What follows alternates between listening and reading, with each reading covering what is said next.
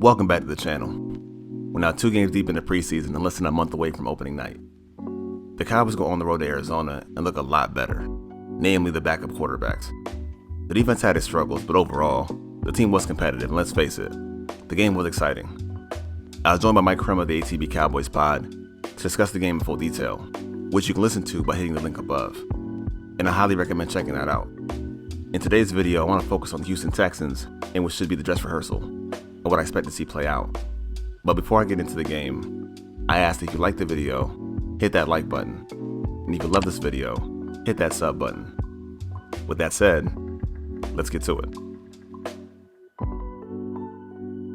Will Dak play, or won't he? The better question is, does he need to? I don't think that he does. However, if you think he does, you're underestimating how hard Dak Prescott works. We've all seen how much involvement means to him, and I'm confident he's been heavily involved in getting back to where he was last year. I'm not a believer somebody has to be hit in order to feel comfortable after an injury, at least not in a preseason game. Maybe I'm being too hopeful or a little bit selfish, but I do think that he does in fact play, and it will probably be on a pitch count. Most likely not many throws in the game plan. The rest of the way should be Gilbert and then Cooper Rush.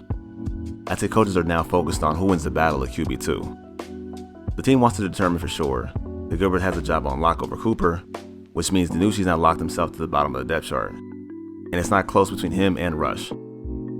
I'd say he gets late work to close the game out. With running backs, I'm not sure that Zeke does play that much.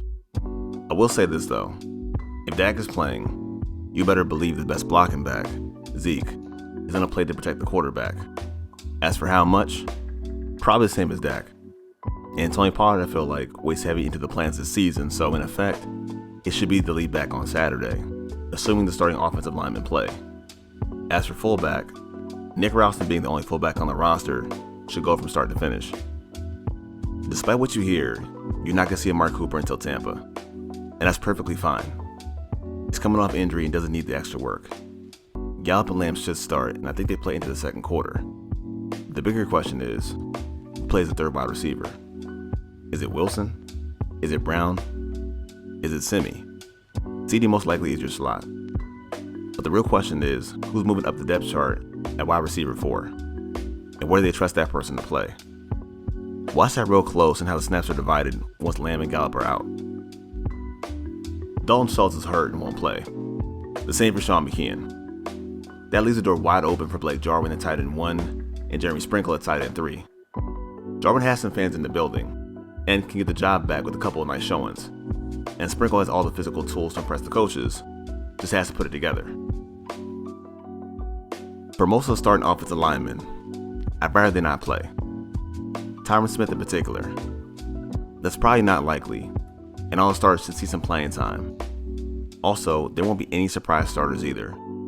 I know we made a lot out of the starting line combinations, especially at center, but the starting 5 should be Smith, Connor Williams, Biotish, Martin, and Collins. Again, that's what we should see versus Houston and should see on week 1. As for the backups, focus on the reserve tackles. Once Nsekhe, Steele, and Knight get in the game, one of them has to step up and take the backup tackle job. There probably won't be many snaps to go around, but that's what makes every snap count so much on Saturday. For offensive standouts, let me get Cedric Wilson and predict the highlight play from CeeDee Lamb, and the Cowboys offense puts up 300 yards and 2 touchdowns. D-line is hard to pick because of injuries. Tank has the same plan as Amari Cooper in which he's being safe for week 1. Gregory has a foot injury and probably sits out.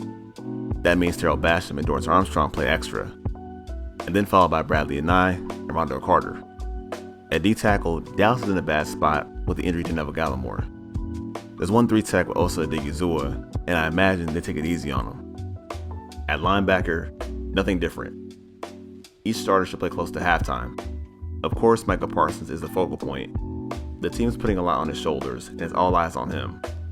For the backups, ideally, I want to see Keanu Neal playing alongside Jabril Cox so we can see clear where they fit in. Corner takes the number 1 spot this week, and it's because if this in fact is the dress rehearsal, who's starting at corner opposite Diggs and the slot will say a lot about how the team feels about Jordan Lewis, Anthony Brown, and for that matter, Kelvin Joseph.